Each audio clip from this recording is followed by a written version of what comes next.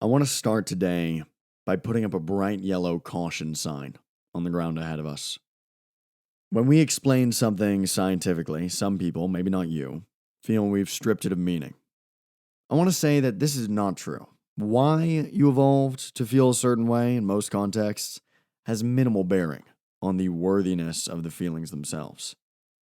You already know this in some scenarios. For example, you know the reason you like the taste of fruit is because you are an ape.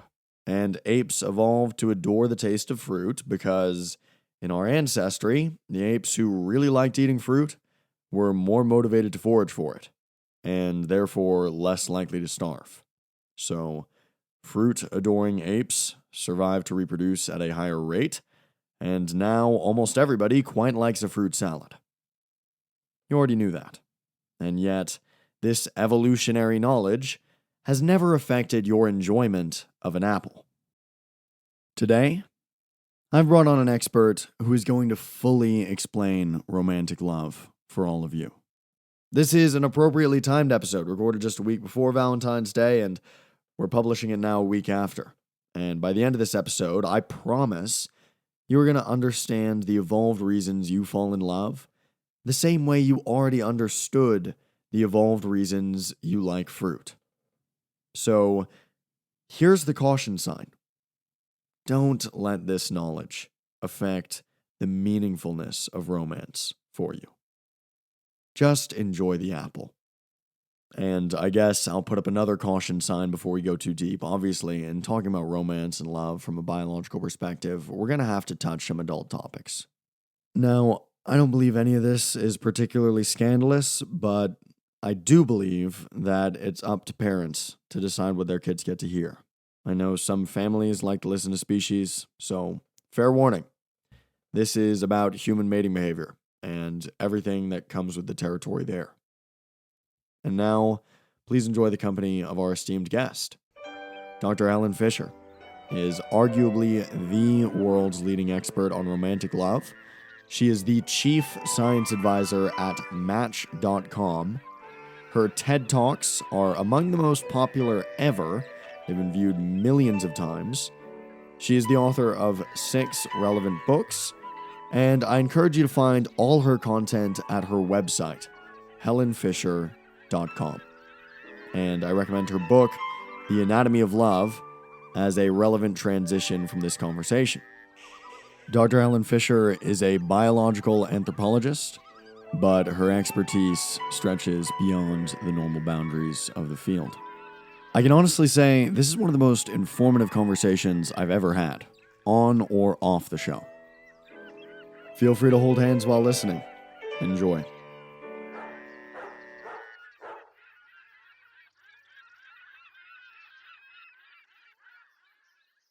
You argue that the suite of feelings we might refer to as romantic love isn't one thing, but 3 separate phenomena. Can you elaborate on that? Absolutely. Well, I think we've evolved. I don't even think I've been able to prove that we've evolved 3 distinctly different brain systems for mating and reproduction. One is the sex drive, the craving for sexual gratification, linked largely with testosterone, foremost with testosterone in both men and women. The second is romantic love. And we've been able to prove, I and my colleagues doing brain scanning, that is really driven by the neurotransmitter dopamine. And the third basic brain system is attachment, that sense of calm and security you can feel with a long-term partner. And other scientists have been able to prove that that's been largely linked with oxytocin and vasopressin. So the 3 basic brain systems, they evolved to do different things. I mean, the sex drive evolved to get you out there looking for a whole range of partners. I mean, you can have sex with somebody you're not in love with. Romantic love enables you to focus your mating energy on just one individual at a time and start the real mating process. And that third feeling, that brain system for attachment, evolved to enable you to stick with this person at least long enough to raise a single child through infancy together. So the 3 different brain systems, and they interact in a great many ways, which I'm happy to go into. But yes, basically 3 brain systems: sex drive, romantic love, and feelings of deep attachment. Right. And while there does seem to be a kind of standard lust to attraction to attachment pipeline, You argue that we can run through these in any order. Am I correct? Absolutely. And I'm so glad you brought that up because the press constantly gets that wrong. There's all kinds of people who've fallen madly in love with somebody who they've never had sex with. Mm. And then they go and have sex with them. And then they begin to feel feelings of deep attachment. Or they are deeply attached to somebody at school or at work or in the neighborhood or among their friends. And they never think of romantic love with them. And then times change. People get divorced. People die.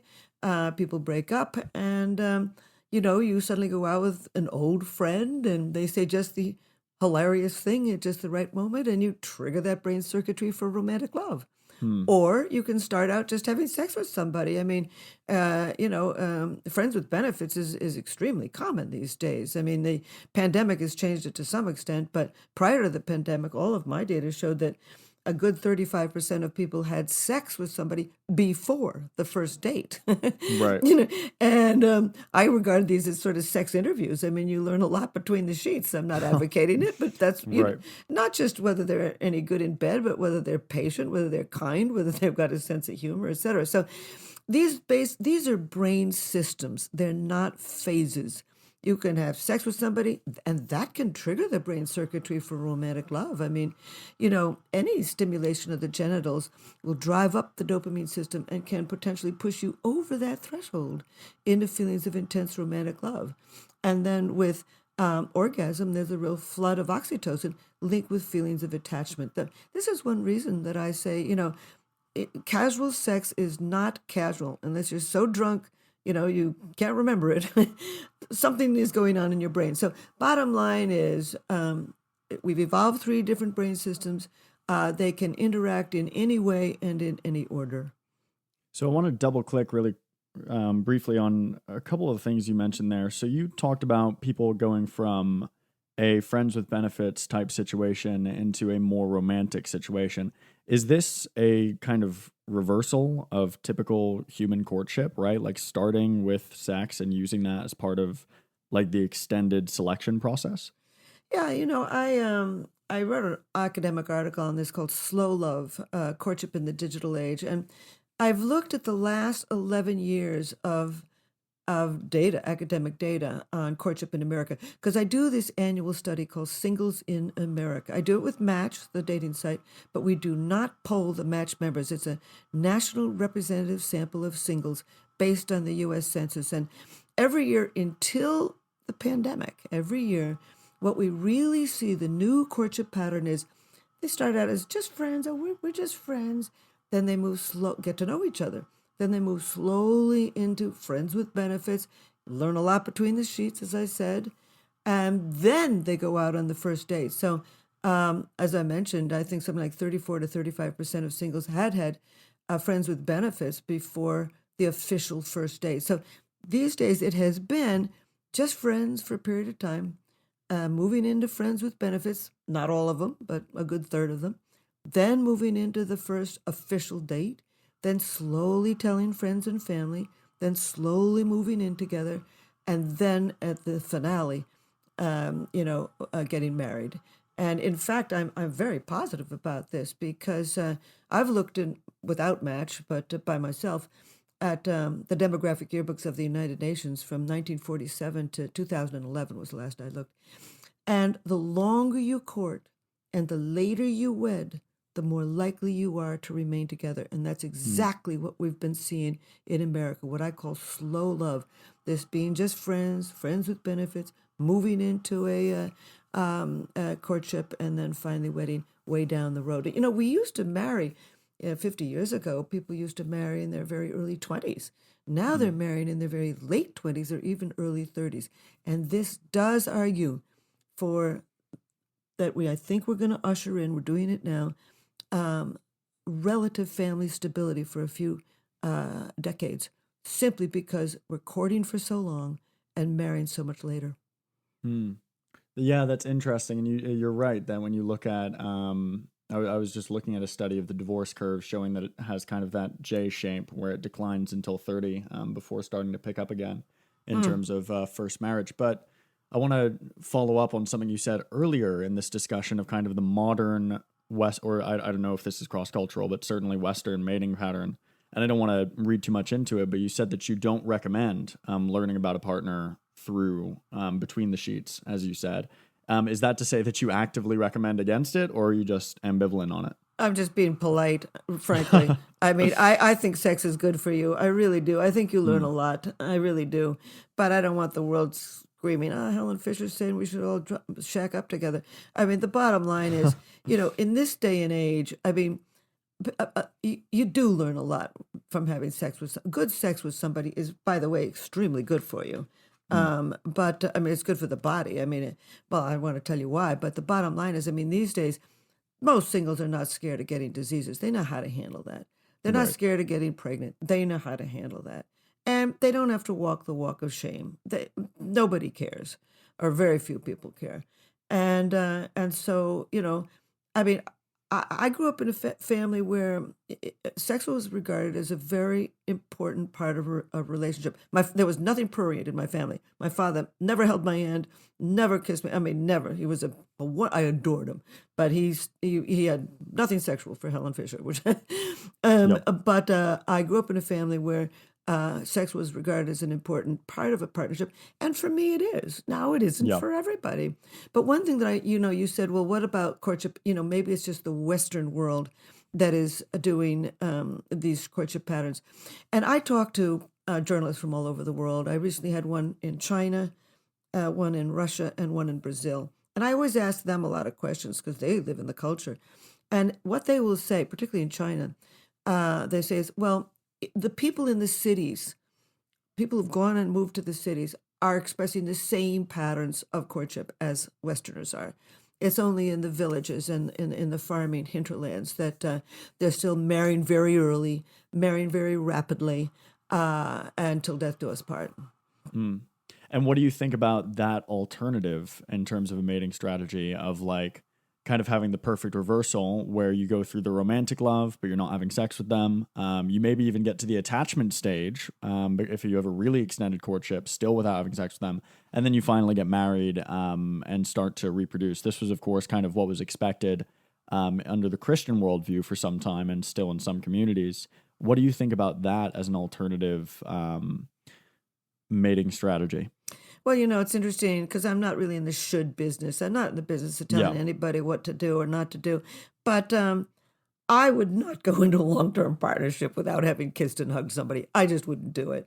Yeah. Only because I regard sex as an important part of a partnership. And by the way, we were just talking. Sex is very good for you. I mean, when you have sex with somebody, you're driving up the androgens, including testosterone, giving you more of a sex drive.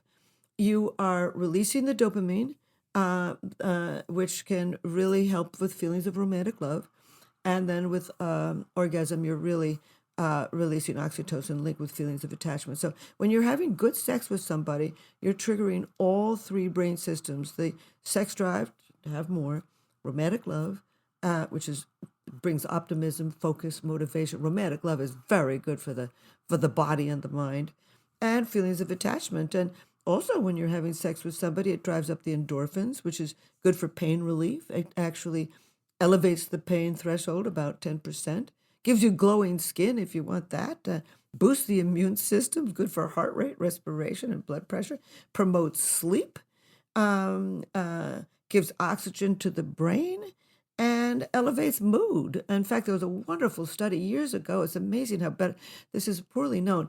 Apparently, in seminal fluid is a great deal of things that trigger dopamine, oxytocin, and other very feel good chemicals. So it was a wonderful study in which they were able to prove that good sex is just as good as an antidepressant. It was a very cleverly done study. But anyway, the bottom line is and by the way, I mean, not only is the sex good for you, but having a good relationship is really good for you. I mean, an article came out just a couple months ago in which they said that,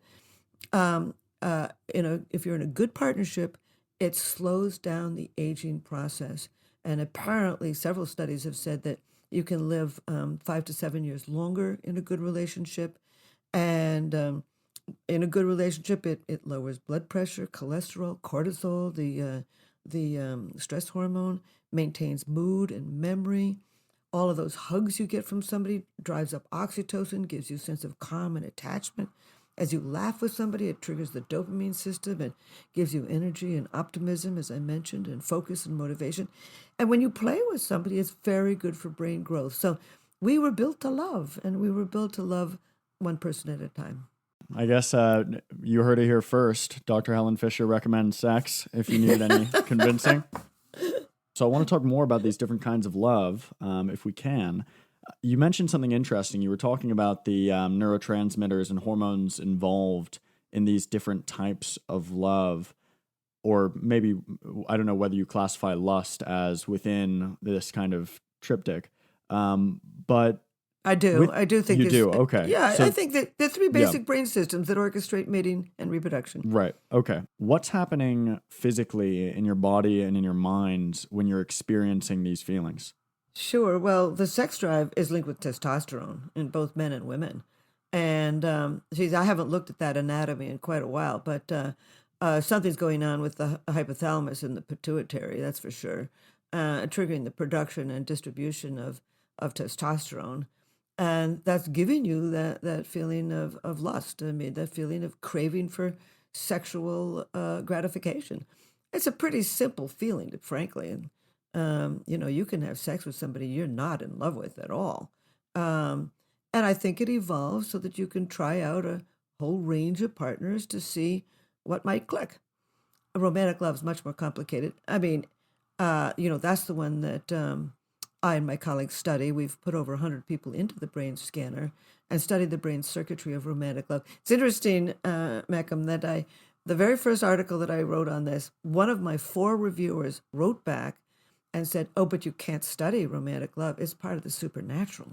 And I thought, hang on here. I mean, anger's Right. not part of the supernatural. Fear's not part of the supernatural. Surprise isn't part of the supernatural. Why? I mean, people pine for love. They kill for love. They live for love, and they die for love. So, and when you think about it, I mean, how about the operas, the plays, the symphonies, the ballets, the musicals, the poems, the songs, the books, the novels, the self-help, the stories, the sitcoms, the TV series, the therapists, the cards, the letters, the myths, the legends, the love charms, etc. I mean, the artifacts of this basic brain system are just scattered in every single culture. Anthropologists have looked in over 200 cultures, and every single place they look, they find incidents, myths and legends at least, and dances and songs associated with romantic love. But anyway, this is what happens in the brain. I think that's what you asked, right? Yeah, it is. And I guess I'll just jump in on that point. It's always remarkable to me how, I mean, I was just having a conversation with someone the other day where I was kind of explaining some of your work to them and how love comes about, why it evolved, all the functions. And when I kind of got to the end of my monologue, right, talking this poor person's ear off, they're like, "Oh, so love isn't real." Right? Oh They my just have God. that kind of like weird, you know what I mean? They like when you kind of science it up, they either have the reaction that you just shared, where it's like, "Oh, love just isn't the domain of science," right? When it very much is, or they'll have the reaction of like being convinced that it is the domain of science and jumping to this, to me, inscrutable second conclusion, which is that love therefore isn't real or isn't meaningful or isn't worth pursuing. But anyway, as you were saying on the physical parts of romantic love. People will say to me, "Well, does it ruin it, knowing the science?" And I said, no. I said, it's a little like eating a piece of chocolate cake. You can know every single ingredient in that piece of chocolate cake, and you sit down and feel the joy. Yep. And the same thing, you get into a Ferrari, or I don't know, I don't drive cars these days, but the bottom line is you get into a really fancy car, and you know every single part of that motor. You still get into that car, whiz along, and Yep. feel that joy. So, I used a very similar analogy. It's so funny that you say that because I used a very similar analogy speaking to this person. I said, like, when you're eating an apple, if you know the evolutionary reasons why apes like you evolved to like apples, that doesn't like ruin the taste. You can still enjoy it, right? Like, yes, you had ancestors that were selected for their preference to enjoy fruit, You also had ancestors that were selected to fall in love, and in both cases, the apple still tastes good and love still feels amazing. So when I fall in love, what's happening in my brain?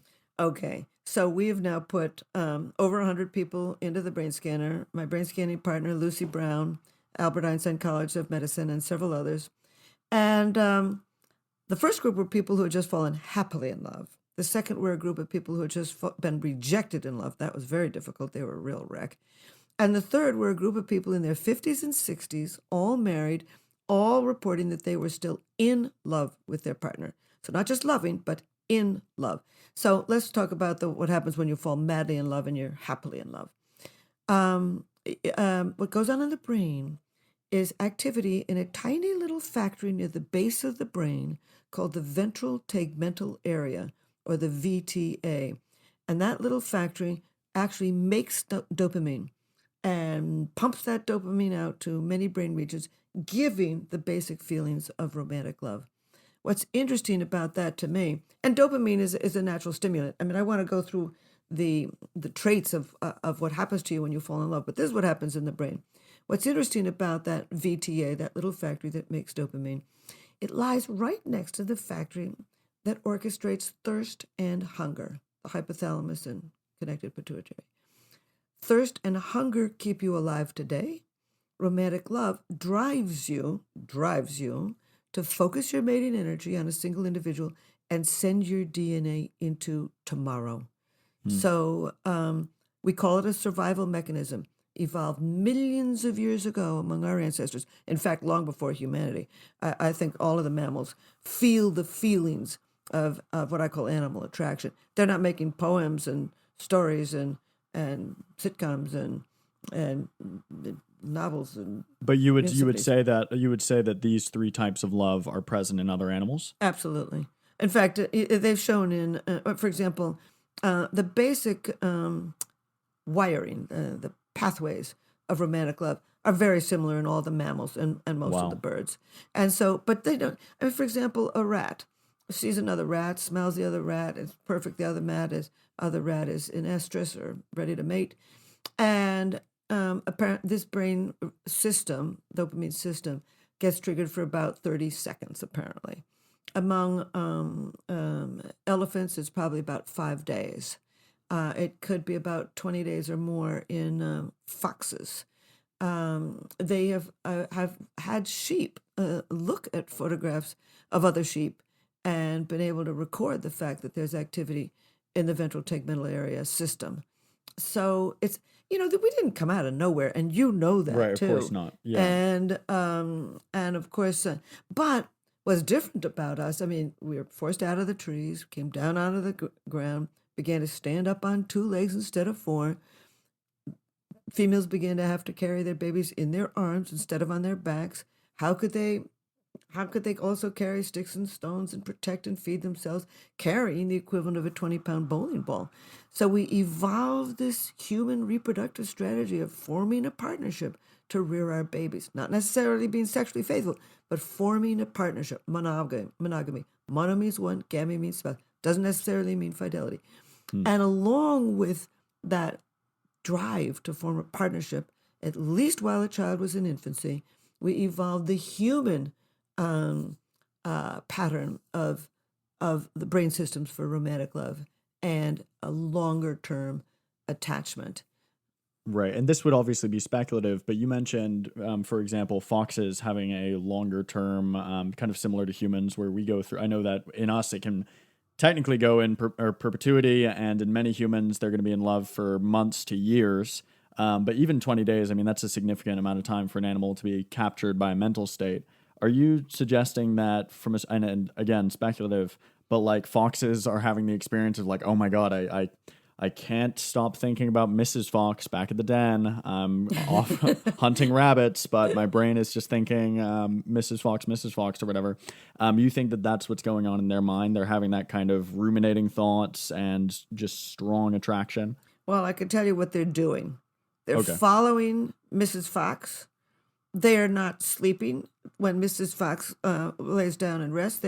That's familiar. Yeah. They get very hungry and they'll catch a little rodent and feed it to Mrs. Fox. They help care for the babies with Mrs. Fox. They protect Mrs. Fox. These are, it's called mate guarding. I mean, people do it too. So the traits that go along with obsessive thinking Are very similar. are very similar. And Yeah. I mean, they're obsessive. I mean, I don't know if they're obsessively thinking. I would say they are, but that's me. But the bottom line, they are certainly obsessive doing. They Right. are behaving obsessively. And that's, of course, a central characteristic of romantic love. Somebody is camping in your head. You can't get them out. You wake up thinking about them. You go to bed thinking about them. Before I put those people into the brain scanner, I would ask them a lot of questions, of course, because these are very expensive machines. It's very time consuming analyzing the data. Got to make absolutely positive the person is in love. And so I'll spend hours on the phone talking to them, giving them all kinds of questionnaires. But my main question is, what percentage of the day and night do you think about this person? Somebody. Interesting. So that's kind of where the rubber meets the road when you're Yep. trying to determine if someone's in love, is like what percent of the time? Yeah. Well, I mean, the three basic, there's a lot of traits of romantic love. The first thing that happens is somebody takes on what I call special meaning. Everything about them is special. Their car is different from every other car in the parking lot, the street they live on, the music they like, everything. Then you focus your attention on them. I would ask these people before I put them in the machine, what do you not like about him or her? They could list it, but then they just. But it doesn't mean anything. No. I mean, as Chaucer said, love is blind. And by the way, Right. I know why it's blind. Various brain regions, a brain region linked with negativity bias, remembering the negative, activity goes down in the brain when you're madly in love. But anyway, you also feel tremendous energy, euphoria when things are going well, despair when things are going poorly, real bodily reactions, butterflies in the stomach, can't eat, can't sleep, real emotional dependence. You wait for them to text or call or ask you out. A separation anxiety, you don't like to be apart. Frustration attraction, I made up that term because it is a well-known psychological term called frustration aggression. And I said, well, if there's a frustration aggression, why can't there be frustration attraction? What would frustration attraction be? They don't call, they don't write, and then you really become obsessed. You just become more obsessed. It's a little like, it's a very, let's say you're going to go downstairs from work or something and get a candy bar. Suddenly the candy machine is broken. Well, you want the candy bar even more. Right. Real sexual Right. desire for the person, real possessiveness, jealousy, all kinds of emotions evolve to sustain this. I guess Andreas Capellanus in the 1100s said he called it the nurse of love, jealousy. It nurses it. But the three main characteristics are craving for emotional union. Sure, you want to have sex with them, but what you really want is to have them write, to call, to ask you out, to say that they love you. And then this intrusive thinking, obsessive thinking about them, and highly motivated to win them. So there's a whole set of real traits, just like there's a set of real traits to anger or disgust or fear or something. And you see them around the world. I mean, you just need to read world poetry. They're everywhere. Yeah, love is remarkable in that it manifests so similarly across cultures. It's hard to imagine it's anything other than evolved, and it always blows my mind when people think it's anything else. But I do kind of have a question on these three types of love being present in other animals. I think everyone listening will kind of come in imagining that other animals lust after each other. And I think you did a good job in your recounting of the kind of Mr. and Mrs. Fox scenario. Just the behaviors inherent to them, that it's very similar to romantic love. We've got the gift giving, we've got the constant attention, we've got the can't sleep at night, we've got all that stuff kind of going on, and it's very reflective of this rumination that we see in humans, or is reported in humans. But what about long-term attachment, right? Like when we see birds that mate for life, I don't know if I don't know of any mammals, maybe gibbons. I don't know. Gibbons. I don't know if any do they. Okay. Beavers. Okay, A little beavers as well. African. I should really know that because we actually did a full episode on beavers. I'm kicking myself, but yeah. Well, when one dies, they find a new one. But yes, But about for life, 3% of mammals form a partnership and remain. And in those, do you think? But that you know there what? But is what's interesting is that they don't always do it for life. That's what's interesting. the serial monogamy. Serial But monogamy. does this come with? And we're going to talk about that quite a bit. But in terms of just whether this is present in other animals, that attachment feeling, where kind of the the lust may or may not be there. The romance feelings of obsessiveness have passed. But there's kind of a new feeling in its place, that just like attachment, the fact that they're just an indispensable part of your life, seemingly. Is that present in other animals too? It depends on the animal. Yeah. I mean, for example, foxes will stay together through the breeding season. So you first see this obsessive doing and obsessive, focus on Mrs. Fox, and she likes Mr. Fox too. And they build several dens actually, and have their babies, and then they share their duties of raising the young. One sits with the young and protects them, and the other one goes off hunting and comes back and regurgitates food. So the key, though, is after the breeding season is over, in the middle of the summer, when the baby red foxes we're talking about wander off, the pair bond breaks up. It's not lifelong. Beginning of the next breeding season, they may meet up again, same place, and do this process again. Or one might die or find a better partner or whatever. But the bottom line is you really see serial monogamy, serial pair bonding in a great many of these animals. Birds are even a better example. There's about, to my knowledge, about 9,000 species of birds. And about 90% of them, 90% of them, form a partnership to rear their young. They have to, because who's going to somebody's got to sit on those eggs. That individual was starved to death. So they got to take turns, and they got to work together to raise babies. But when the babies fly away, the pair bond breaks up. They may well meet again next year, or not, depending on if everybody survives and everybody gets back to the same place at the same time. But the bottom line is, it's a series of partnerships linked with the breeding season. But there are lifelong partnerships. We always hear about swans, and there's a real reason for that. The babies are grow up very slowly, and so they're not out of the nest. So they got to stick together, and then they have another group, and they have another, breeding season comes along. They've got more babies, and the first ones are sort of helpers at the nest. So bottom line is, it's hard to explain monogamy. I mean, when you take a look at, a great many animals, gorillas, good example, they're polygynous. I mean, there's one male travels with about 5 females, and young males, if they can pick off a young female from the group, okay, but they generally wander off. They're a bachelor for a while, pick up one female, hope to pick up another, but they don't form partnerships. If that young couple of gorillas can't find a second female, they break up. He's got to build a harem. So bottom line, and there's all kinds of, elephants. A female elephant lives in a group of female elephants. And then when she comes into estrus, or must they call it, or heat, she goes off and picks one male. A lot of males follow her, but she picks one generally and hangs around with them for about 5 days. They copulate regularly. They snuggle. They put their trunks in each other's mouths. They rub up against it together. They look like they're in love. But then after her estrus is gone, has subsided, she goes back to be with her group of female elephants. So it's a very unusual partnership kind, forming monogamy. And human beings do it to the hilt. We stay together longer than any.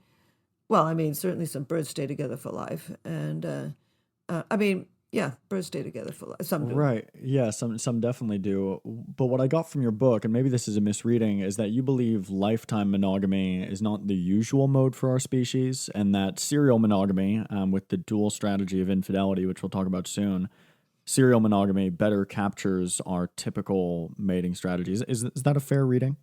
Yeah, I think so. As I say, I don't have any personal opinion about it.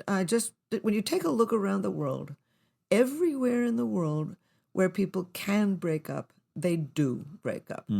A series of partnerships is extremely common in every single society where that is possible. Now, I and my colleagues put 15 people who were in love long term into the brain scanner using functional MRI, magnetic resonance imaging. And it's possible to be in love long term, to stick it out with one person. Divorce rate in America today is lower than it's been in the last since 1970, 50 years. Wow. It's lower than it's been in the last 50 years. And the reason is, I think, because we're marrying so much later. Right. And because women are so much more interesting.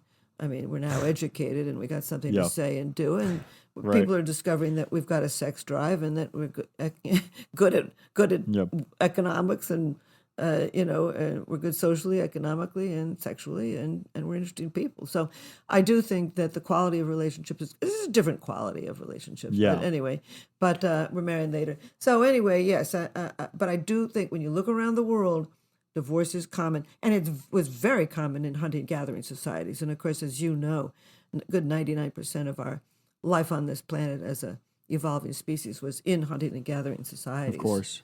And they broke up. Why did they break up? Because women were economically powerful, and if they couldn't stand a partnership, they left. And the same thing with Right. men.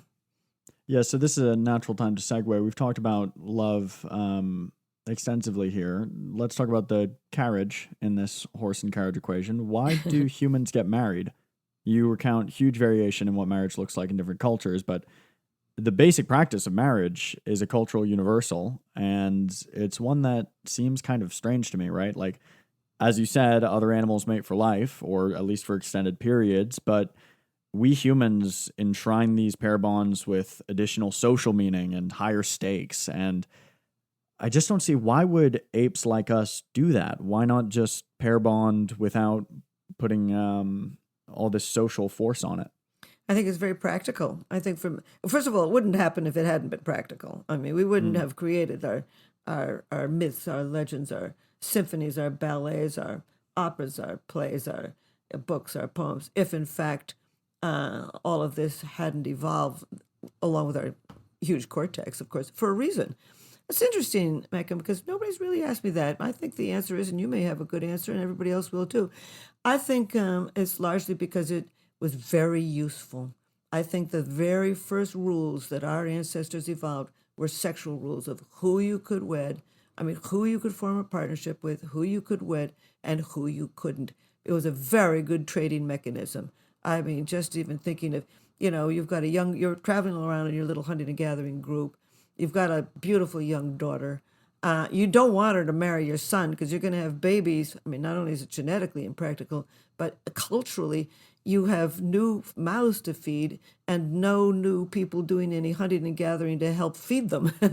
So the bottom line is that we evolved this desire to sort of marry out, to make affiliations with other groups that could help us in warfare, that could help us economically, that could help us out socially, that will have know more about the landscape over there than here, and know new medicines, leaves or poultices, or some sort of medical things. So it's practical. It's been practical for a long time to not only genetically to marry out, but to economically, socially, politically to marry out. But you asked the word about marriage. Why not just form a partnership? Why not marry? Well, that solidifies it. If you're just living with somebody, you're not marrying families. When you get married to somebody, this is an official social commitment, and you're not marrying just a person. You're marrying a family. You're marrying into a group with certain beliefs that you're supposed to adhere to, etc. So it's a very powerful way of connecting people in social and political and economic ways. And so it's evolved everywhere. Yeah, and you talk about these socio-political benefits very well. That's all well taken. And one thing that it's got me thinking about is that certainly, or I'm pretty sure you would know better than me, in my culture or our culture, marrying for love or purely for love is a relatively recent innovation. And then between cultures, it varies, right? Like there are some cultures where it's basically all love marriages. And then there are some cultures where marriage for love would be peculiar or considered unwise.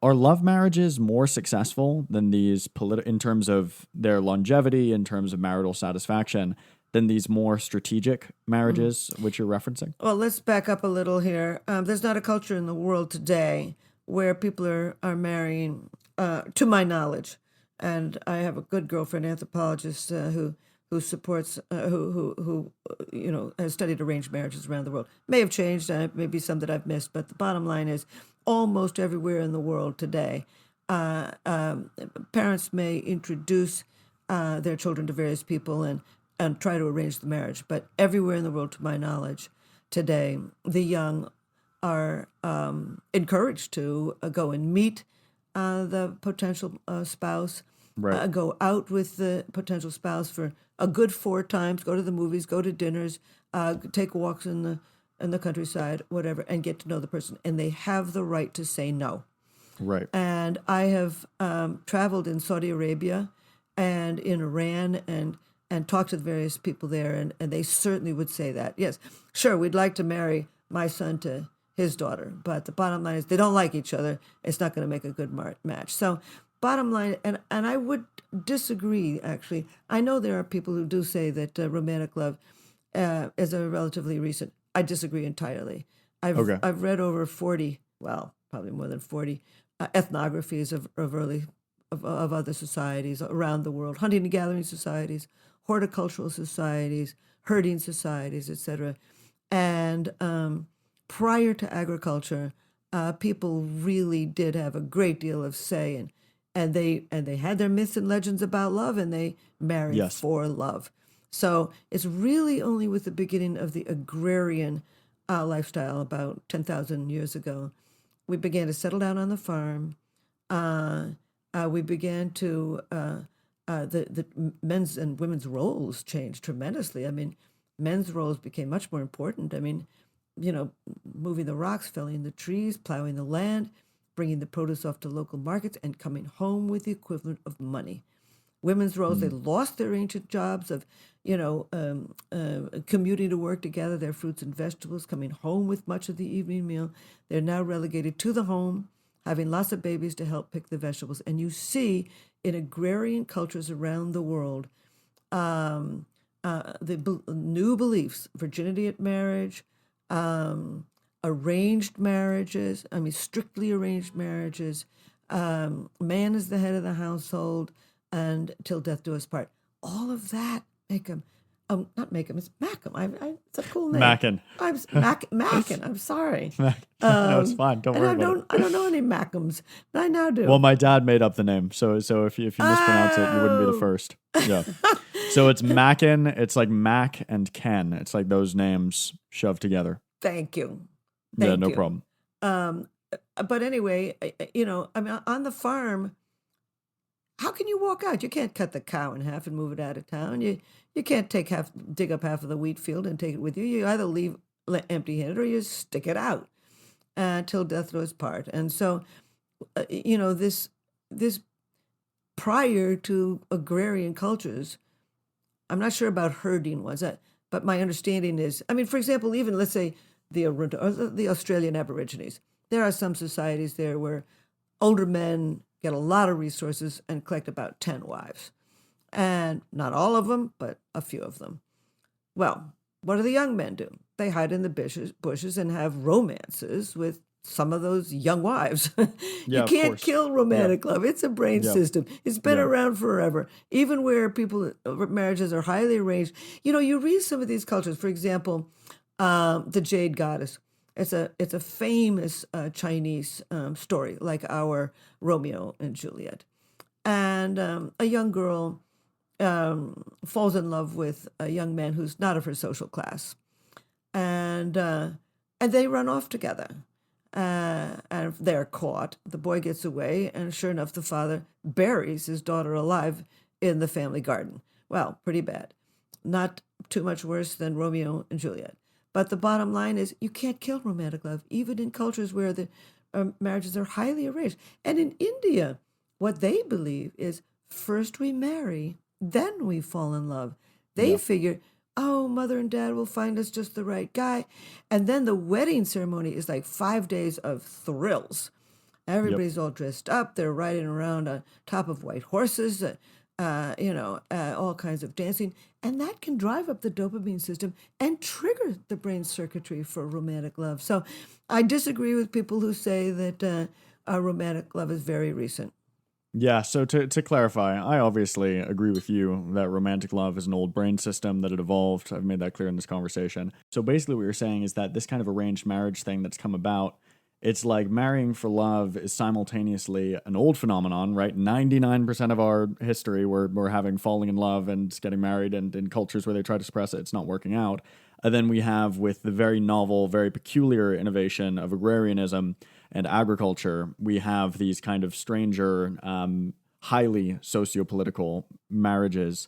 And then recently, we're kind of going back to more fall in love, then get married. Am I? Well said. And this is Well just in the West. said. Okay, In excellent. fact, I've written lots of academic articles which say we're going forward to the past.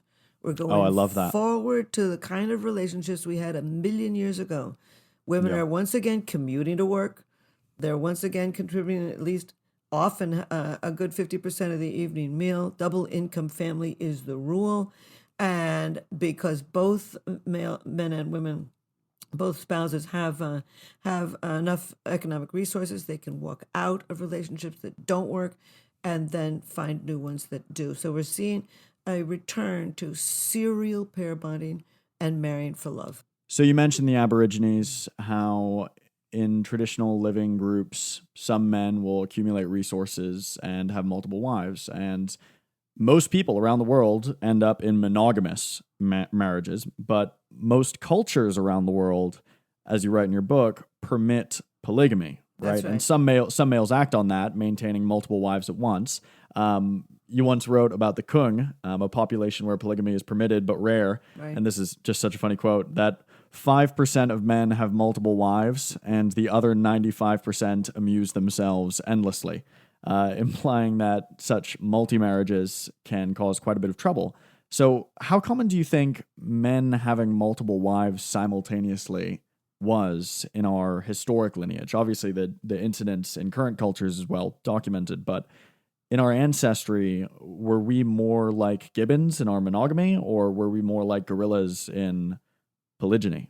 86% of world cultures, and this is historical, hunter-gatherer and all kinds of cultures, permit a man to have several wives.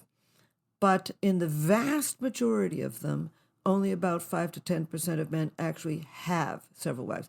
Parts of West Africa, it's probably changed now, but 100 years ago, 200 years ago, West Africa, about 25% of men in certain cultures were able to have more than one wife at a time.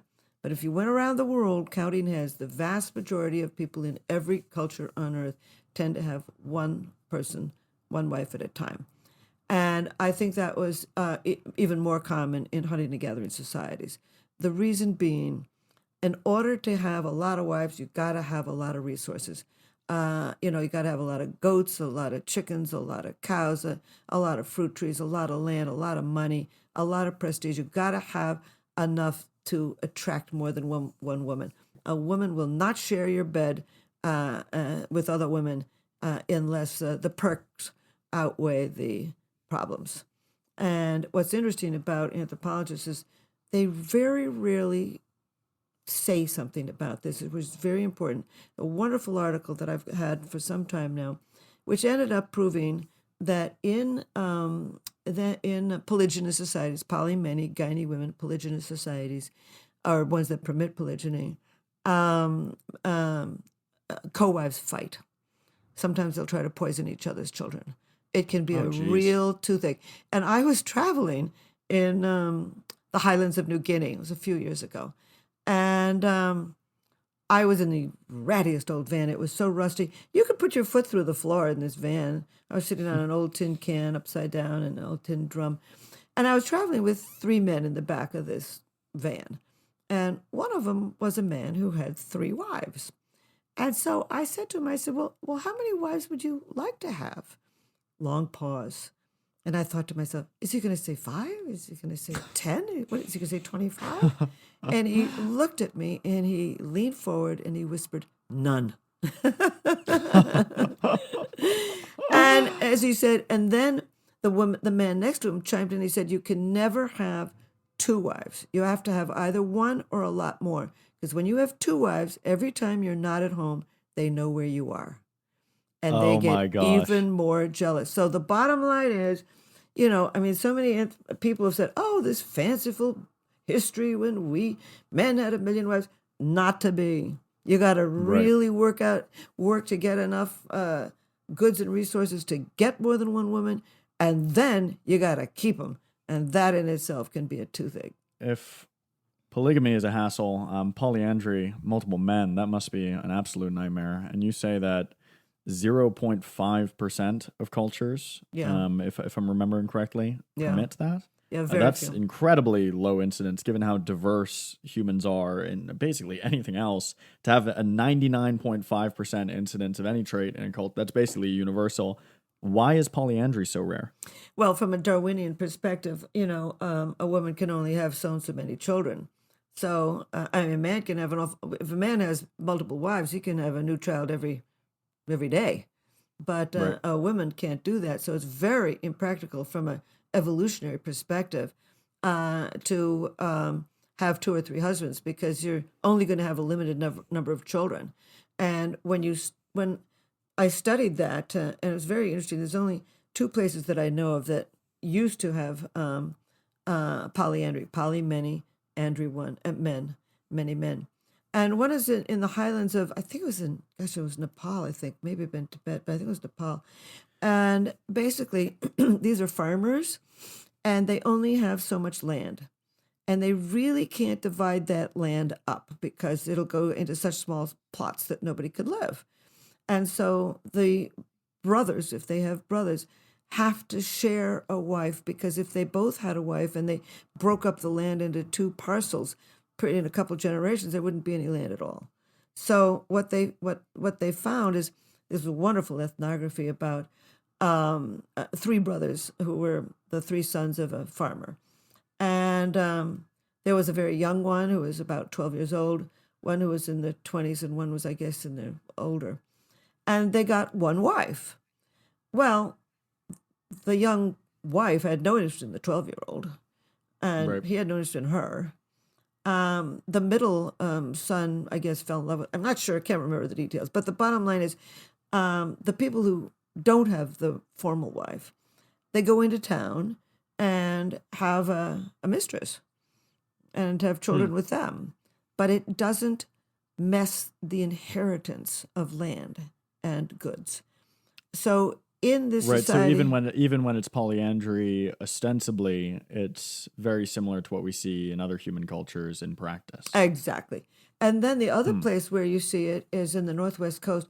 Traditionally, now my guess is this has gone by the way of a lot of things with modern television and modern education, et cetera. But in part, some of these Northwest coast Indian cultures, women were extremely powerful, because men did all the canoeing and did all of the catching, the hunting and the fishing.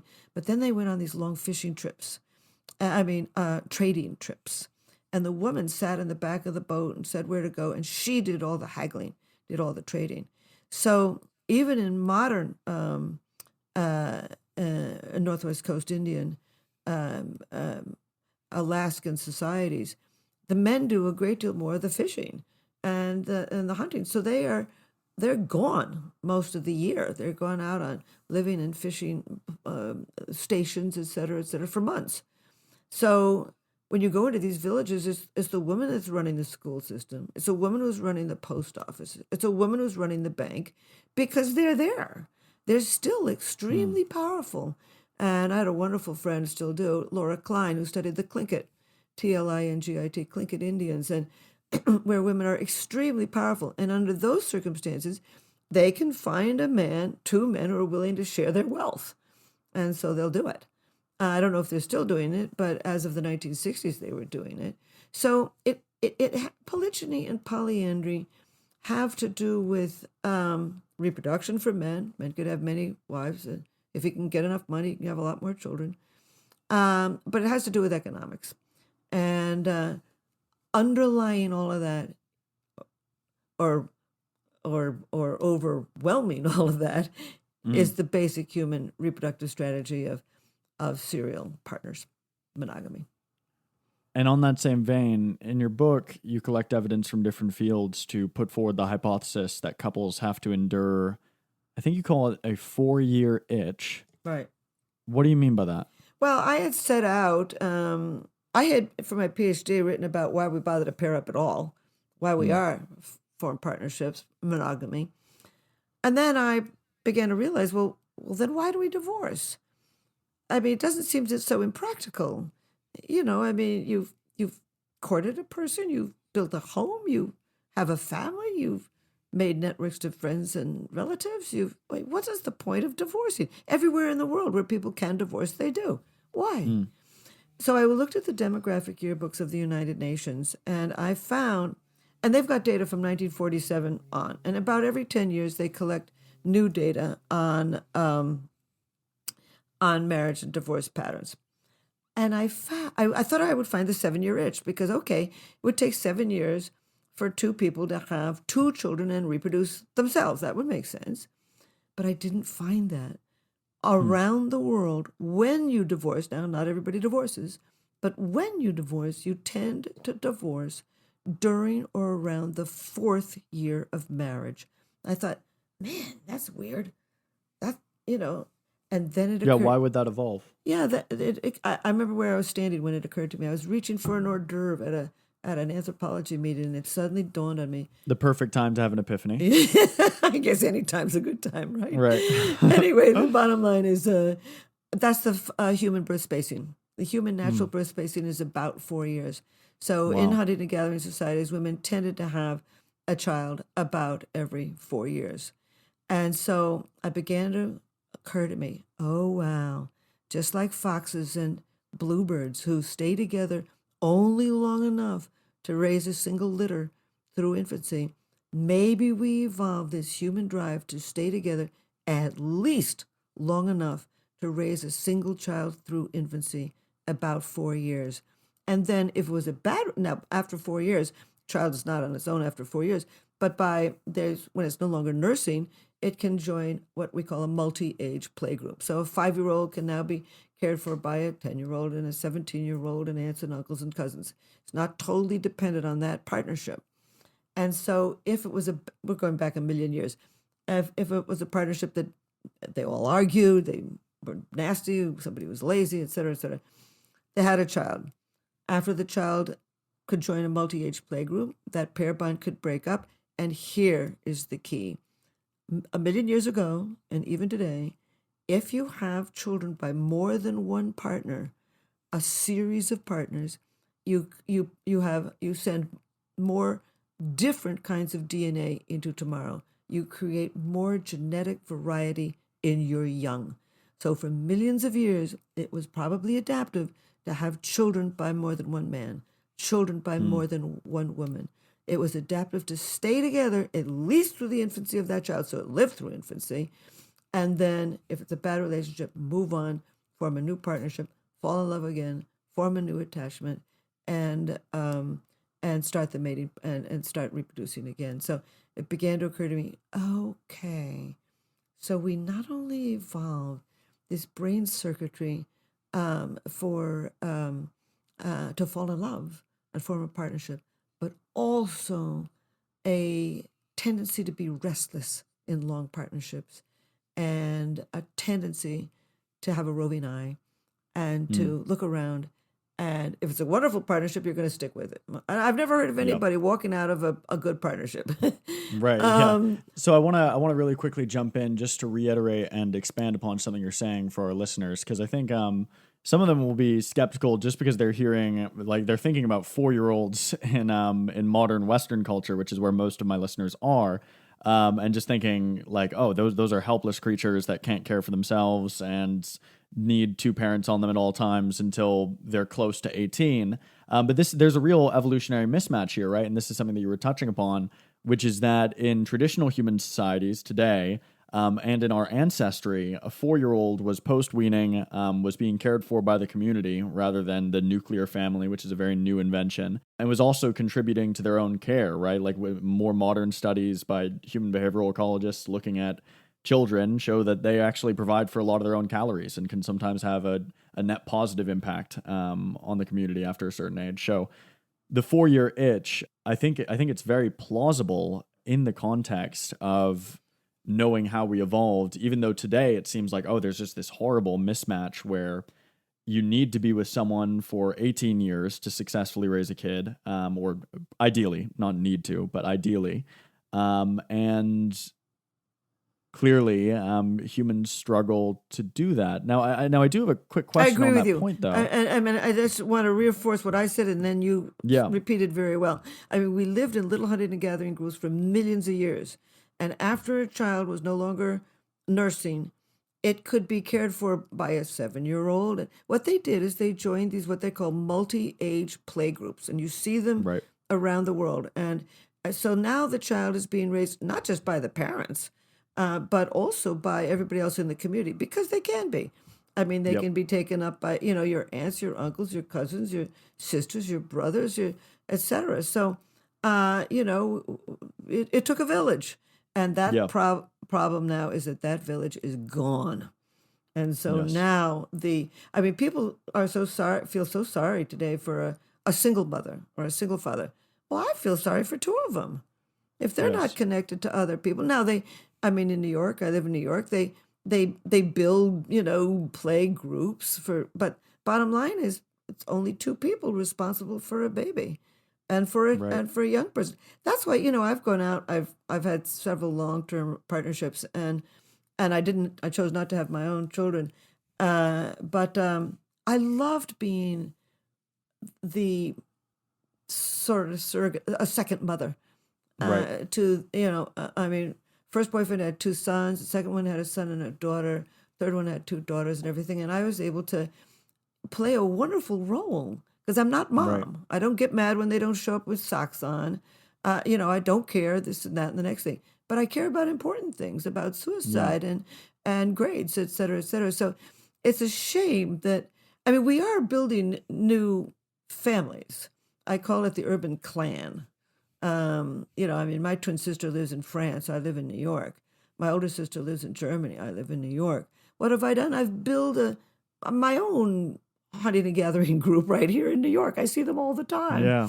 So, you know, you can't kill the family. It'll rise up again in some new way. But the bottom line is, yes, this responsibility for raising babies has dramatically changed from yesteryear. Right. Well said. I think, I mean, this is something we could do a whole podcast on its own. This whole, and it fits very well with what you're saying of like going forward into the past. Although I think I'm butchering what you said. It was much more elegant. Thank you. But in terms, I do have a quick question on this 4-year bond, this kind of 4-year itch. Do we see it where people re-fall in love with the same person, right? Like if we think about marriage, and this is obviously a soft analogy, it doesn't go all the way through, but if we think about marriage as kind of a contract to raise a child, right, which takes about 4 years, and we think about love as the thing that kind of propels you to sign that contract, that head over heels romantic love, do we see people in natural societies kind of renew that contract and go through the falling in love process again, the way we might with a fox who's repairing the next summer? Sure. You mean with each other or with somebody new? Definitely, certainly with somebody new. Yeah. You cover that in your book, but with the same person. Absolutely. Is what I'm asking. You know, it's interesting. I and my colleagues, Bianca Acevedo, young, wonderful girl. Anyway, the bottom line is, but I did it with her. And we put people who were in love long term into the brain scanner. And we were able to prove that if you pick the right person, you can remain in love long term. Now, and in fact, we found we found activity in the same ventral tegmental area, pumping out the dopamine, giving that feeling of intense romantic love when they looked at a photograph of a person that they were married to an average of 21 years. Now, my guess is that this romantic love comes and goes, just like you suggested. I mean, you know, on a regular day, they may wake up and make love, that's sex. Then they go off to work and you know, they feel a deep sense of attachment. Well, what are we going to have for dinner? Then they get home and somebody cracks a joke while they're cooking, and you start laughing, and you get that rush of intense romantic love. So I do think that these three brain systems can come and go. And how can we keep it going? How can we keep that alive? Okay, well, this is, thank you for asking. So many things here. Let me think. First of all, the psychological things. Psychologists will tell you all kinds of things about keeping something good. Don't criticize, don't be defensive, don't stonewall when there's a conversation. All good. They're all good. But this is what the brain says. When we put people who were happily in love, long term, they all had adult children, they were all in their 50s and 60s, we put them into the brain scanner, we proved that they were in love, the brain circuitry for romantic love and attachment and the sex drive all became active. But we also found activity in 3 brain regions linked with happiness. We looked at those who scored very high on our questionnaire for happiness. And these are the 3 brain regions that became active when they looked at a photograph of their partner while in the brain scanner. A brain region linked with empathy, a brain region linked with controlling your own stress and your own emotions, and a brain region linked with positive illusions, the ability to overlook what you don't like about somebody and focus on what you do. So I would say that's a good start, just to start off with that. And then I would say what you really want to do is keep alive all 3 of these basic brain systems. Have sex.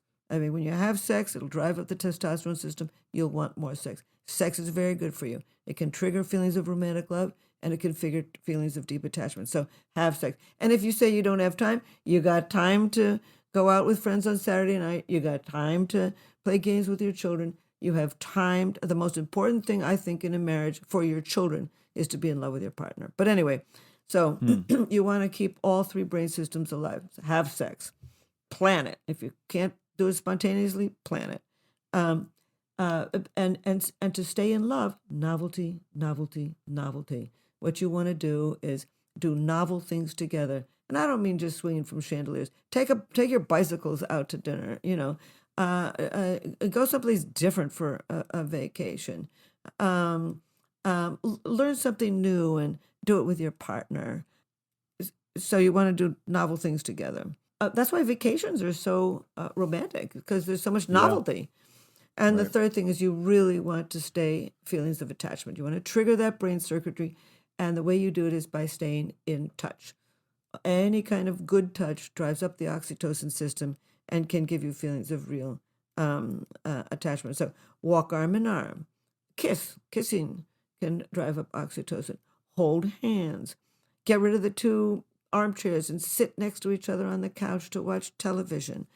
Learn to at least start out sleeping in each other's arms. So you want to keep all 3 of these brain systems alive. You want to express empathy, controlling your own stress and emotions, overlooking the negative, very important. And last but not least, this is a relatively new article. They found that saying nice things to your partner not only reduces their cortisol, the stress hormone, reduces their cholesterol and blood pressure and boosts the immune system, but it does it to you too. So say nice things to your partner. Keep all 3 of these brain systems alive. Pick the right person. Gotta pick the right person. And that's, of course, what all of my newest research is on, the biology of personality, why we're natural. Can you give us a little teaser on how to pick the right person? Absolutely. Well, first of all, we tend to fall in love with somebody for the same socioeconomic background and ethnic background. We tend to fall in love with somebody for the same level of education, intelligence, and good looks. We tend to fall in love with somebody who has the same political and social and religious values. And we tend to fall in love with somebody who has the same socioeconomic goals and reproductive goals. So that tends to be generally the way it is. We also, timing has got to be there. The timing has got to be right. The perfect person can sit on your lap, and if the timing is wrong, you won't notice it. But your childhood always plays a role. But, you can walk into a room and everybody is from your background and same level of intelligence and good looks and education, and you don't fall in love with all of them. So it began to occur to me, could basic biology draw us naturally towards some people rather than others? I mean, people will say, we have chemistry, or we don't have chemistry. So that's what I've been looking at. And I wrote a whole book on it called Why Him, Why Her. Now I'm writing my next book on how to use all this data in business and outside of the bedroom. But anyway, the bottom line is, what I've been able, there's all kinds of systems in the brain, as you know, and everybody else does. Most of them keep the heart beating or the eyes blinking. They're not linked with any personality traits. But there are 4 brain systems that is each one linked with a constellation, a suite of basic personality traits: the dopamine, serotonin, testosterone, and estrogen systems. And what I was able to do is make a questionnaire, working with Match.com, make a questionnaire to see to what degree you express the traits in all 4 of these basic brain systems. I put that questionnaire on chemistry.com, a subsidiary of Match, and then on Match. Over 15 million people have taken that questionnaire in 40 countries, and I've been able to watch who's naturally drawn to whom. And what I've found is people who are very expressive of the traits in the dopamine system go for people like themselves. I call them explorers. They're novelty-seeking, risk-taking, curious, creative, spontaneous, energetic people. They're drawn to people who are just as curious and creative as they are. Similarity attracts. In the second case, people who are very high on the traits of the serotonin system. Mike Pence is a good example in America. I think Queen Elizabeth is a good example in England. They're traditional, conventional. They follow the rules. They respect authority. They tend to be cautious. What type of person does Mike Pence need? Let's hear that. The one he got, that's for sure. Right. Both very traditional, conventional, follows the rules.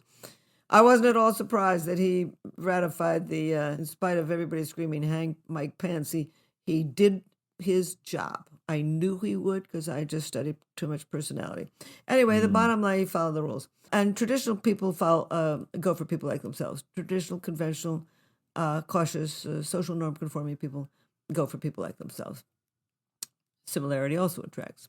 In the last 2 cases, and I call them builders, not a great term, but bottom line is I'm stuck with it. 15 million people have taken this questionnaire, and you guys could take it. Just go on the internet, or I'll send it to you. Yeah, I'll link it. Yeah. But anyway, or any of my books, a couple of my books. Anyway, the bottom line is the other 2 type, the high testosterone, I call them directors, go for high estrogen, negotiators, and vice versa. So the traits linked with the testosterone, lots of traits, but basic ones are analytical, logical, direct, decisive, tough-minded, good at things like math, engineering, computers. Music is very structural. And they go for their opposite, the high estrogen, which I call negotiators. High estrogen. And there are some men who are high estrogen. I think Obama was high estrogen, frankly. I think Bill Clinton is high estrogen. I think Hillary is actually high testosterone. But anyway, bottom line is I looked in 6 countries. There's many more women who express the traits of the estrogen system. But there certainly are some men. And there certainly are women who express a lot of traits of the testosterone system. I think Margaret Thatcher was one. Probably Indira Gandhi, although I haven't studied her. And certainly I think Hillary Clinton. But anyway, the bottom line is the traits linked with the estrogen system. There's a lot of them, but basically they see the big picture. They are holistic, synthetic thinkers. They read posture, gesture, tone of voice very well. They're intuitive, they're imaginative, and they have good people skills. I mean, they're compassionate and trusting. So bottom line is, the reason my questionnaire is different from all others is that you get a score on all 4. The brain does not work in categories. We're not this or that. So, for example, I'm very high dopamine. You probably figure that out. And so is my new husband. He's very high testosterone, and I'm very high estrogen. Also works perfectly. Now, did you make him take this test on the first date just to make sure you wouldn't waste your time? No, I didn't. I would have if I could have. I'll tell you. I pretty much. I was surprised about some things. He wrote for the New York Times for 22 years, and now he does a lot of writing. He's very verbally skilled, so he's really quite high on all 4 of them styles. I'm really only high on 2 of them. He's much higher on serotonin. He follows the rules. I don't follow the rules unless I don't want to be roadkill. I follow the rules of the road, and I follow a rule if it makes sense to me. But if it doesn't, I'm inclined to not follow it, whereas he might follow it. Interesting. So one thing that's, studying 15 million people across 40 cultures, you're going to get some interesting things. And so I totally believe the patterns that you're reporting here. One question I would have, though, is that just from a subjective perspective, right, in my experience in the world, chemistry is something that seems to be detectable immediately, right? You walk into a party, and maybe a friend of a friend introduces you to somebody, hoping you'll get along in a romantic sense, and there's just nothing there. Nothing's happening. All right. But you can also have the experience of being at a coffee shop and you're striking up a conversation with someone, and immediately you guys are just on it. There's 100% chemistry there, and you feel like, oh, I can. And these intuitions, these early intuitions, it seems, are often right. What is our brain doing to detect? Because obviously we're not, when we're talking to someone in a 5-minute opener interaction, we're not giving them a questionnaire and figuring out their sociosexual profile. And yet our brains seem to be really good at detecting who's good for us. Or maybe you disagree with that, but Oh no, I agree absolutely. It's in less than a tenth of a second. The brain immediately, two brain regions immediately become active. Is this person interesting, and is this person physically attractive? There's a nice article on that. But what's going on in there? You walk into the room, in the coffee shop, and you see somebody. First of all, you're ready to fall in love, so the timing is right for you. And second, this person fits within what I call your love map, an unconscious and conscious list of what you're looking for. So they're the right size and the shape, they smile in the right way, they come over and they say something funny. You know that you're both going to the same university, et cetera, et cetera. But, so you can trigger that brain circuitry for romantic love right off the bat. It's like a sleeping cat, can be awakened instantly. It's like fear or anger. They can be activated instantly, and so can this brain circuitry for romantic love.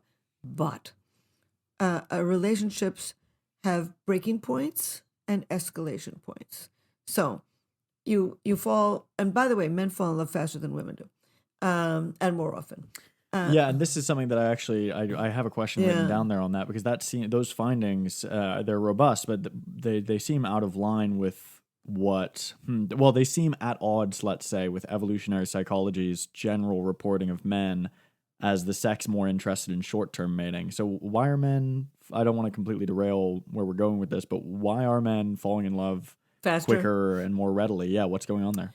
Yeah, I don't actually believe that men are more interested in short-term mating. Well, they might be, but oddly enough, I've done a study of 5,000 singles, and it's a national representative sample of singles, and men are more interested in a one-night stand, but they're a great deal. They are much more likely to believe that one-night stand will lead to a partnership. Huh. Isn't that we do not Yeah, understand that's- men. It's yeah, pathetic. right. I have been trying to tell the women's magazines around the world for 40 years. Men fall in love sooner. They fall in love more often. When they meet a woman who they are in love with, they want to introduce her to friends and family sooner. Well, that might be Yeah. mate guarding, but still they're doing it.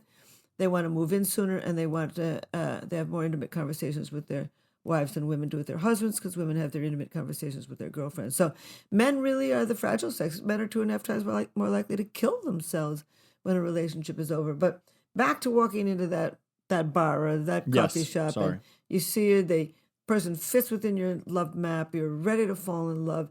They come over, they smile at you, they look the part, etc. And you begin to trigger that brain circuitry for romantic love. Great, you're off to a good start. So then you hang out for, days, weeks, months, whatever, and you get into bed with them, and they're pretty good in bed too, and not just good physically, but patient, kind, interested, sexy, self-confident. That's the one thing, by the way, more than good looks. Both men and women would what's most important in bed is that the person has some confidence. But anyway, but there's escalation points, and there's derailing points, and all of a sudden you realize that they're really lazy, or they're a little bit mean, or they're a spendthrift, or they're so cheap that they're constantly, taking your money out of your pocket for you. And as you get to know them, this can build into something, or it can derail at any minute. So romantic love can start instantly. It's a basic brain system that can be triggered instantly. Attachment, that other brain system, takes time to grow. You have to get to know Huh. the person. Okay, so Dr. Helen's recipe for a happy marriage, we've got pick the right person at the right time, overlook the negative, say nice things to your partner, do new stuff with them, and of course, we got another endorsement of sex if you needed any more reason. You also mentioned in your book, let's kind of talk, we've talked about how to have a happy marriage and a happy relationship. Let's talk about how to not have that. So you mentioned in your book that the leading causes of divorce are infidelity, especially by women, and infertility, I think in that order, if I'm remembering correctly. And you argue that when looking at these dual marital disasters, infidelity and infertility, from an evolutionary perspective, the resultant divorces make sense. So would you just explain for my listeners the kind of biological rationale underlying the most common causes of divorce? Sure. It is believed that, I would almost say almost all scientists believe, they didn't used to, but now they have come to believe that we evolved our marriage practices basically to send our DNA into tomorrow. And infertility stops that right off the bat. So right off the bat, and of course for millions of years, and certainly in agrarian societies, a woman wasn't really a woman until she had had a child. I mean, this was the passage to adulthood, is to get married and have children and send your DNA on to tomorrow. So because now you got adult, for millions of years on the grasslands of Africa, you're traveling this little hunting and gathering society, and the point is to get babies who can help you in your old age and pick up with the hunting and the gathering and all of the social attributes necessary to keep a band intact. And if you're not creating new members, you're becoming a sort of a stress on the group. Right. But you mentioned the second one of adultery. Infidelity, yeah, right. And it's very interesting because, I've studied adultery in 42 cultures, and everywhere in the world you find adultery, even where you can have your head chopped off for it. So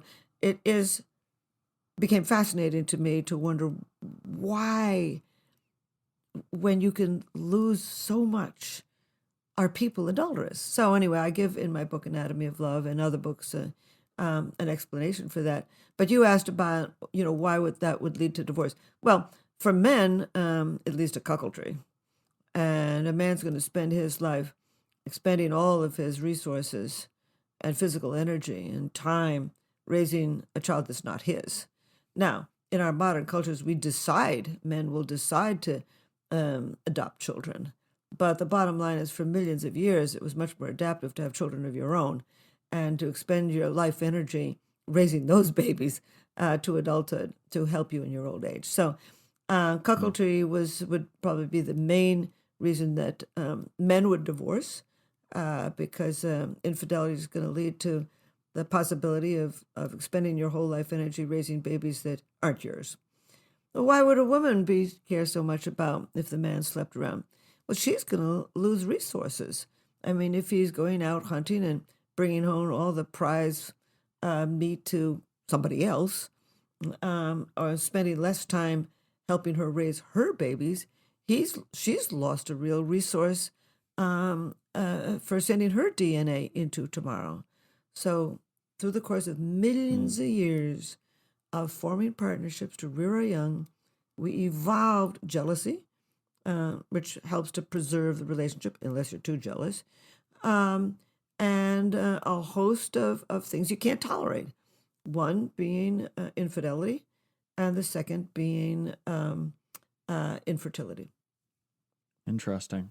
So, on the infidelity point, in the evolutionary psychology and anthropology literature, there really isn't too much debate as to why males evolved to have affairs. The standard stock explanation is, and this is something that you touched on earlier actually, is that males they can add partners, and in doing so add to their reproductive success as measured by number of children, whereas women can, at least theoretically, whether this is true in practice is actually kind of debatable, but at least in theory can max out their reproductive success with just one male. So the debate around why females have affairs, which they do, as you said, in all cultures, even where you can be decapitated for it, the debate around why females have affairs is as intense as it's ever been. So I'd be curious to know, in your expert opinion, why did female infidelity evolve as a mating strategy? Yeah, and I don't agree with any of those people carrying on about men being more adulterous than women. I just don't agree with it. The bottom line is, today, women under the age of 40 are just as adulterous as men.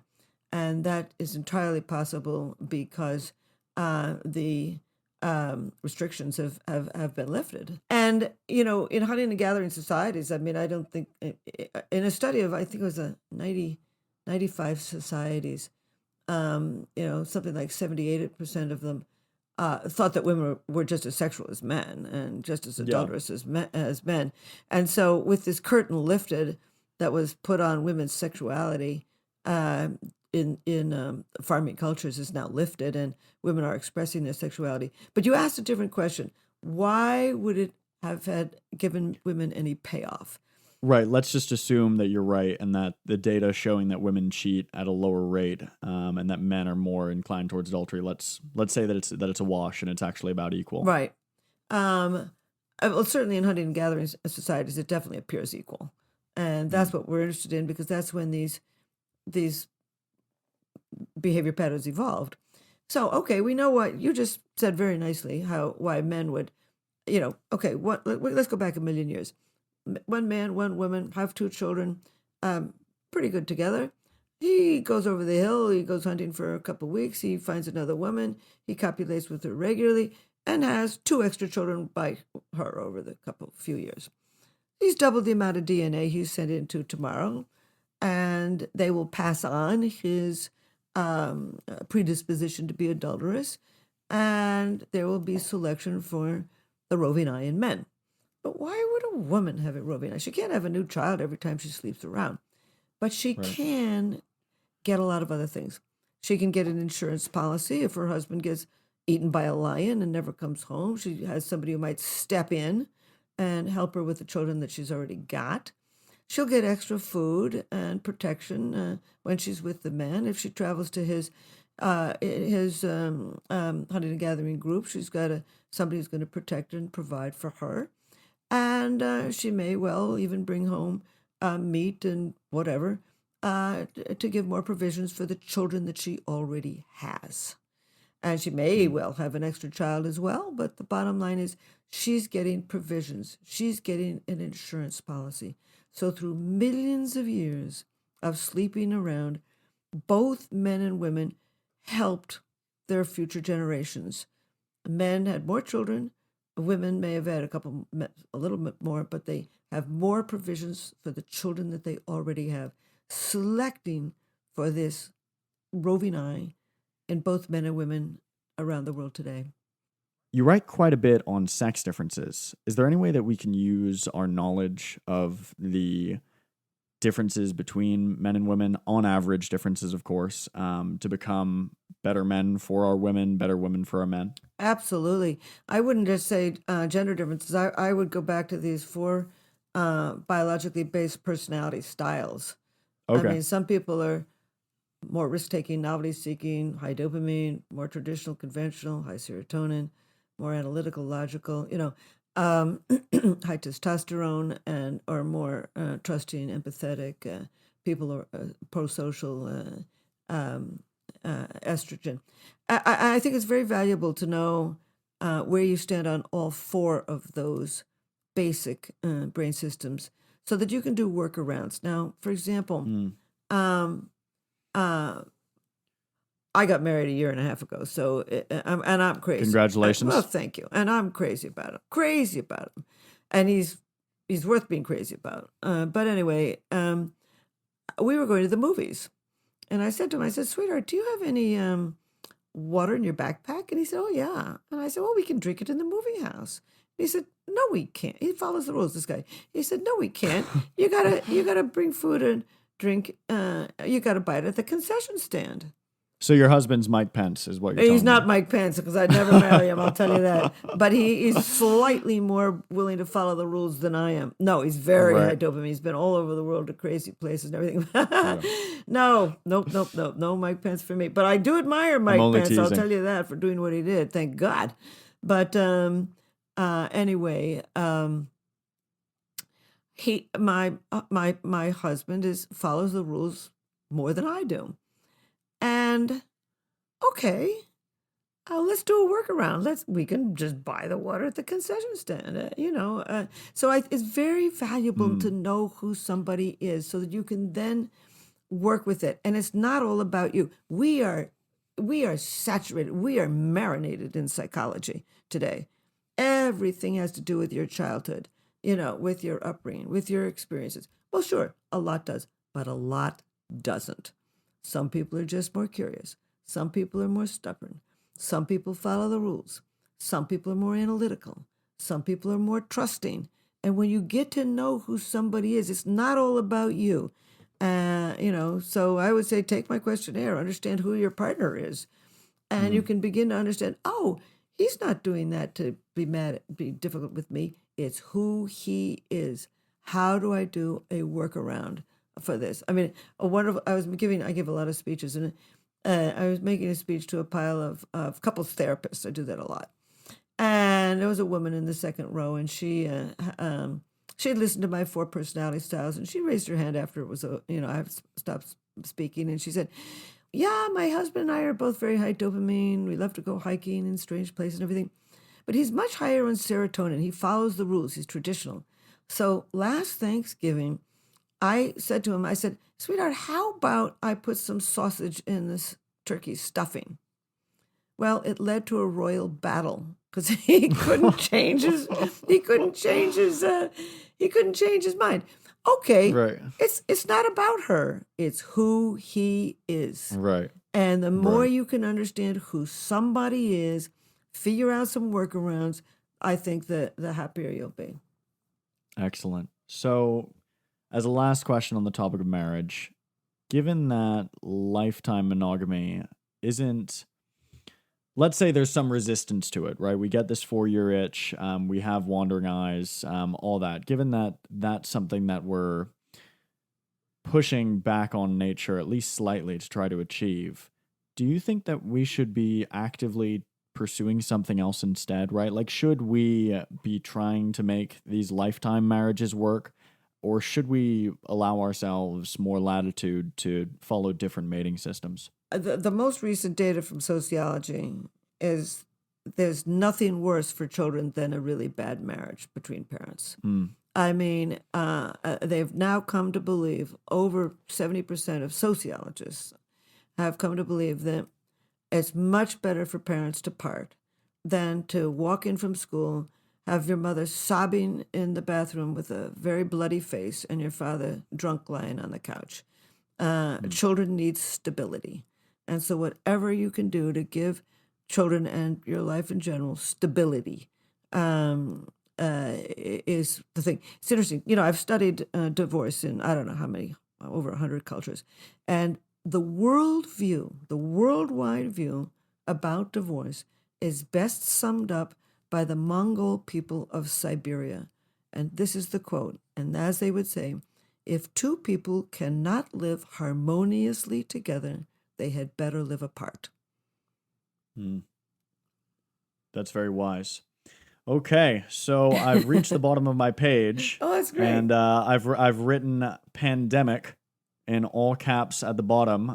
You were saying that you had something to say on that, and I'd love to hear it. I'd love to hear about the latest research. What's going on? Well, it's absolutely fascinating, and I've said this before, but it's all solid data. I did this study in this past August, 2021. We were still really in this pandemic, and I did my 11th annual study called Singles in America. I do it with Match.com. We do not poll the Match members. It's a national representative sample of singles based on the U.S. Census, so it's real science. We've published over 13 academic articles on it.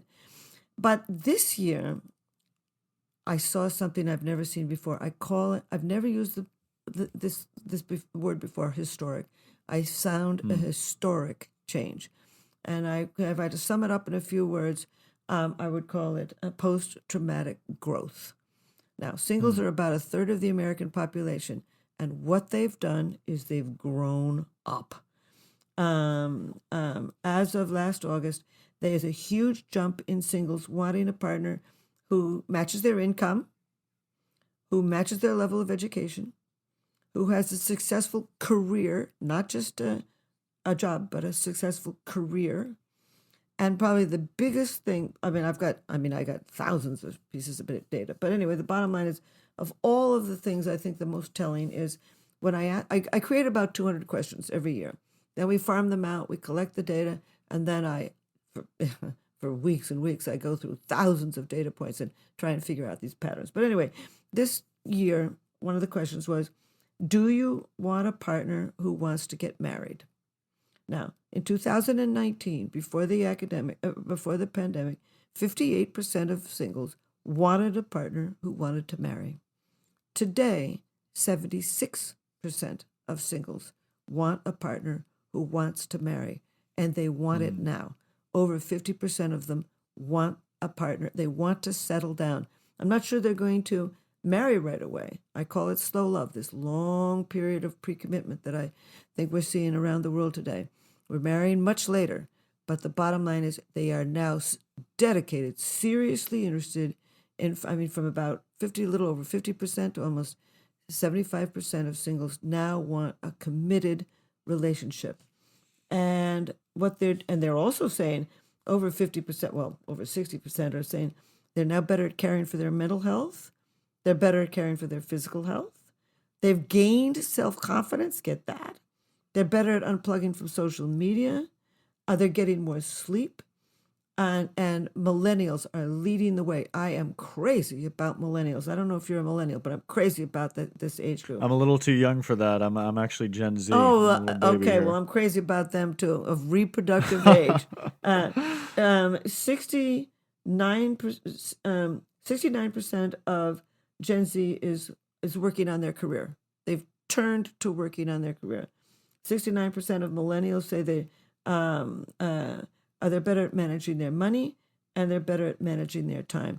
And what you guys are doing, particularly Gen Z, 51, you've introduced during this pandemic, you've introduced a new stage in the courtship process, video chatting. Over 50% of you guys are meeting on the internet before you go out on your first date. Older people, it's about 27%, but 51% of Gen Z is now meeting somebody through video chatting before the first date. And what you're reporting to me is that you're much more likely to spend time getting to know the person. You're having more meaningful conversations. You're having more honesty and transparency. You're having more self-disclosure, and this is men as well as women. You're less interested in looks. You're still going to be interested in looks and sex. You're going to be interested in sex and looks, but it's reduced a good deal. And what you're interested in now is somebody who's fully employed and financially stable. You guys are serious. You are serious about finding the right person. I don't think you're going to rush into marrying them. And you're also, in America, more singles are vaccinated than the general public.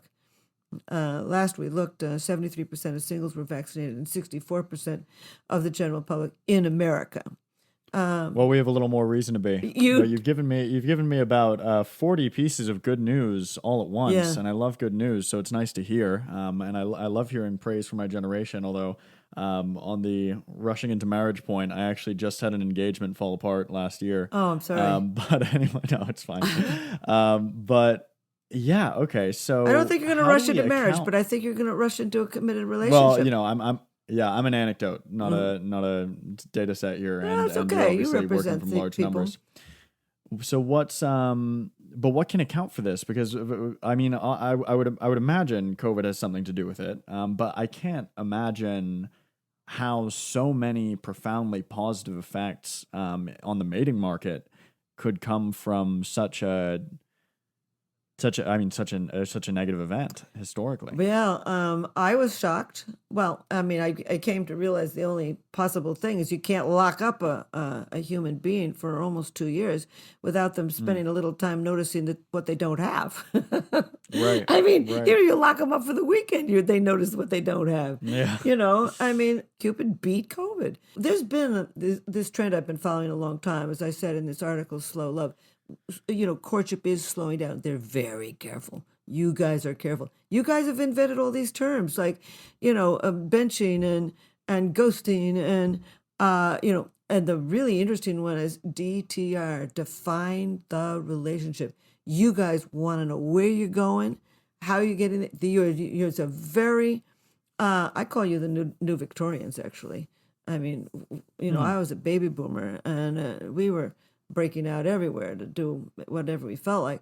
You guys are towing the line. You really want to make a good partnership. You're going to do it smartly. You're going to get to know these people through video chatting before you go out on the first date. And I do think as you settle down, you're going to usher in a few decades of relative family stability. I think you guys are going to make a historic change in courtship and marriage. So there you go, Gen Z. Less Z. DTF, Yeah. more DTR. Yeah, rock and roll. Anyway, Helen, congratulations on your latest romantic venture. That's very good news and good to hear news to me on this show. I just want to say in closing, I can't tell you how valuable, enjoyable to read, and insightful I found all your work. This is really, in my opinion, the most important topic at the level of individuals, at the level of an individual human life. And you're one of the most important voices on it. Oh, thank you. Really, thank you so much for sharing your voice with us today. Well, I mean, we're talking about the systems that enable you to find life's greatest prize, which is a mating partner. So I agree with you. It's an important topic. Nobody gets out of love alive, of course, but we all try again. Well said. Thanks so much, Helen. Thank you. That's our show. Thank you so much for listening. Thank you to all the donors who make this show possible. Again, as always, could not do this without you. And of course, thank you to Helen for coming on. Seriously, what a privilege to be able to have that conversation. If you want more of Helen Fisher's work, check the show description for links. I can't wait till next time. I'll speak to you again in a couple weeks. Until then, remember to be kind to animals.